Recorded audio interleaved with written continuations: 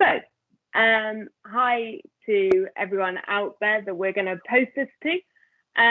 Basically, at Antal, we want to celebrate International Women's Day. International Women's Day is a global day celebrating the social, economic, cultural, and political achievements of women.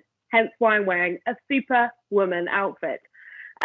Today on this interview, I have got the lovely Ashleigh Fitzgerald, who's going to talk to me a bit today about some advice and some challenges that she might have faced as well in obviously being a woman in business. So Ashleigh, hi. Thank you very much for being on this interview. Hi, Polly. How are you doing? I'm good. A bit hot under this, I'm not going to lie. But so Ashleigh, if you don't mind just giving us a bit of an introduction to yourself and what you do at Antal International. So hi, I've been with Antal now for 10 years. I am the operations director for the franchise network, and I help all of our offices run smoothly across the globe. Great. So quite a big job. So I've got a few questions for you, Ashleigh. So the first question is, what does International Women's Day mean to you?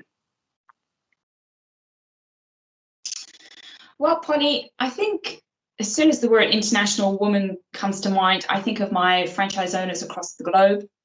I think also further afield, I think about the challenges that women have fought politically, the adversity that they have in their lives across the globe, and it really takes me out of my home space. And that's what comes to mind when I think about International Women's Day and the women that have inspired me through adversity and the challenges and how we've had to adapt over the years to the challenges that we faced. This pandemic is a prime example, how we're now all, at home, working from home, homeschooling, but also still, effective in business whilst doing chores around the house and homeschooling as well. So it's been quite a challenge for us international women, I will say. Yeah, exactly. And that's why we're celebrating it. So that leads me really nicely on to the next question, because you mentioned it, obviously, homeschooling. How have you balanced being a mother and a professional?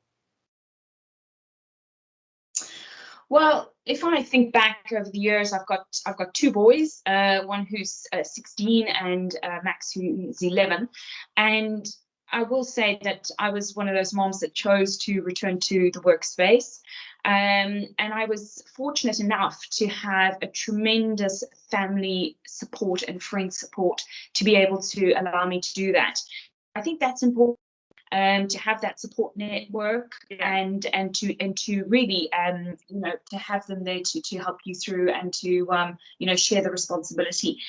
Certainly I wouldn't be in the position I was today if it wasn't for my partner. So I'm very fortunate to have that and a supportive family as well.